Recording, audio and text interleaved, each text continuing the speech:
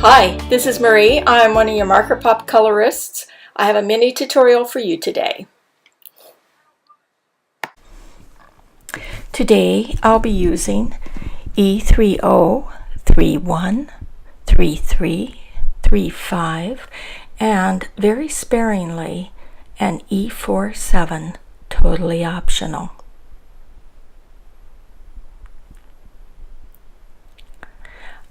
I stamped my image on Express at blending card.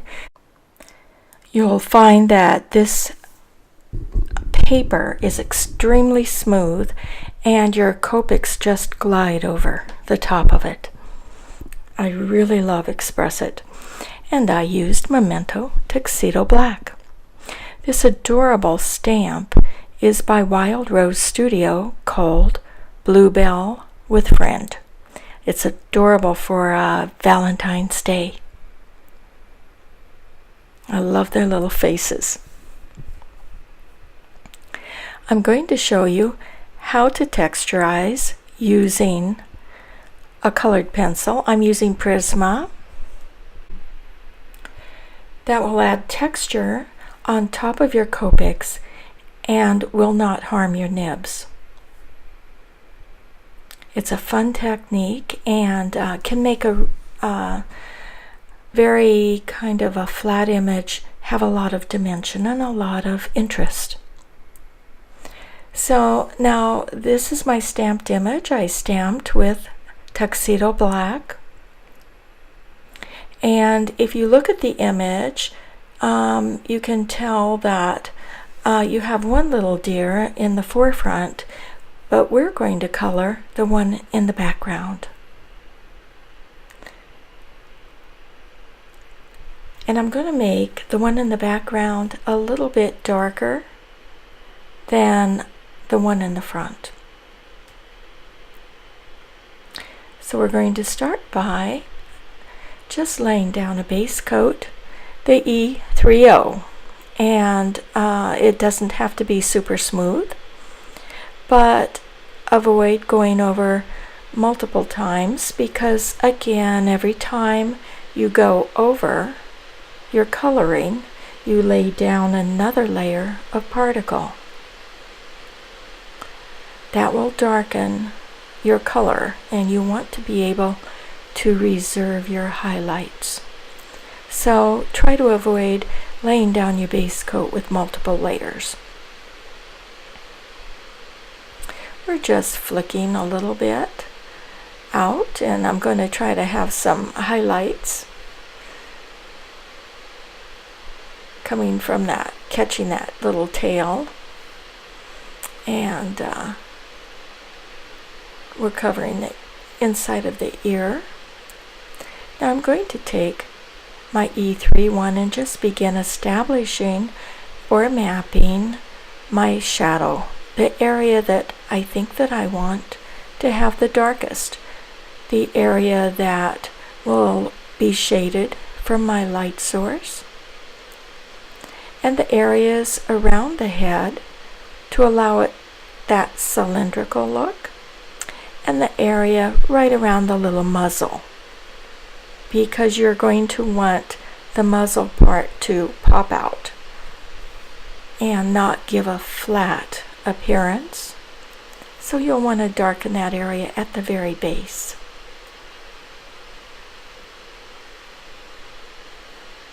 And then you can lightly flick in over that muzzle toward the end with your lighter colors. Now we're flicking out and blending with our E33. Again, just a little bit further. Just toward the direction in which you would think the hair might be going. Light flicking methods. Your brush does not need to press hard against your paper. Keep it a very light touch. It will still move and blend your Copics just fine, even without that. We're continuing with our next darker color. And then now we're going to be flicking out from the outer edge of that color inward. Take from the very darkest shadow toward your highlights. Just a little bit in order to begin getting a nice blend. And then our next lighter color yet. Continue a light flicking motion.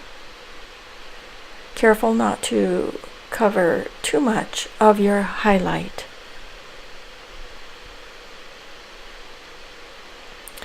I like to sometimes clean off the nibs of my brushes on my scratch paper as I color, because I really don't want to transfer too much of the dark color into my highlight.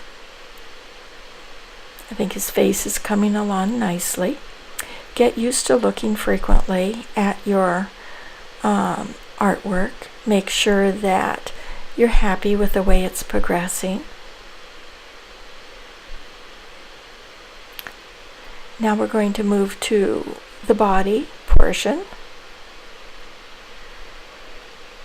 And again, just beginning to establish some shadow areas and working up with my next darker color, mapping them at this time.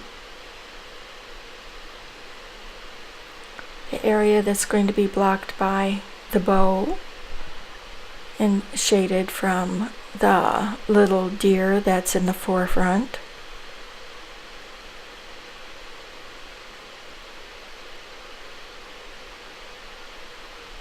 It doesn't take a lot in your shadow area, just it needs to have contrast, but it doesn't need to be a lot. Sometimes less is more, and that way you'll have enough space to get all your markers blended nicely. And I'm working out with my E31, again flicking toward my light source but leaving some space for my highlight.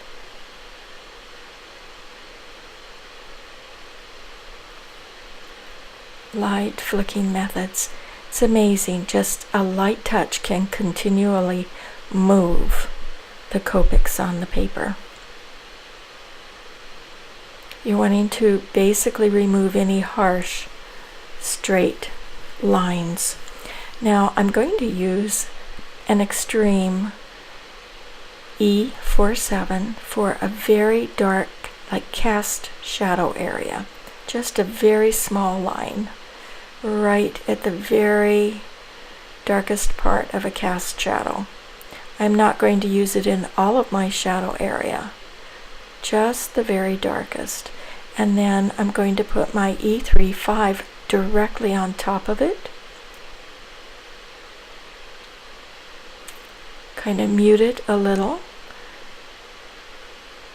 And then begin flicking out with my E33 just a little bit, because I basically don't want a sharp line. I want it to be blended.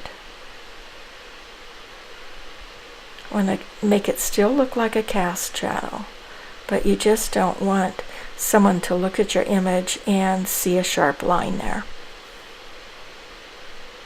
Just an easy blend. That's what will really allow your image to pop and separate the little deer from the one in the forefront. Continually flicking from your darkest through to your lightest again. So it's a nice blend. And now we're going to take our Prisma colored pencils, the Sienna and Dark Umber. I'm going to start with Sienna, and I'm just going to make tiny little lines throughout. Now, most deer don't have, the ones I see around here at least, don't have a lot of fur like a dog or a cat, but their fur is more of a silky, kind of a softer, silky down, so I just make little marks like that. And around the little eyes and the muzzle, I'll just do little dotting motions. But I won't be doing as much as I would, say, if it was the hair of a dog or something like that.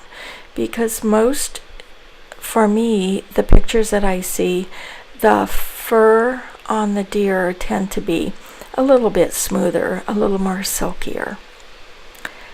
But I do want to have some fur texture. Just little lines. Now, the secret to adding the texture to Copic is do your Copic work first and then add your colored pencil. And you will find that you really enjoy that variation. It's a lot of fun, makes a big difference. But never go over the top of your color pencil with your Copic marker.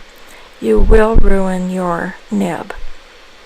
Now I'm going to use dark umber and just darken up a few little places just to give it a little more definition and look like the hair that's in the, a little darker area. So you can always use your color pencil on top.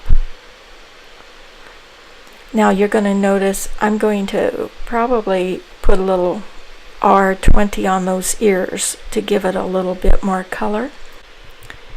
But that's okay because I have not used color pencil on the inside of the ears, so it won't damage my Copic.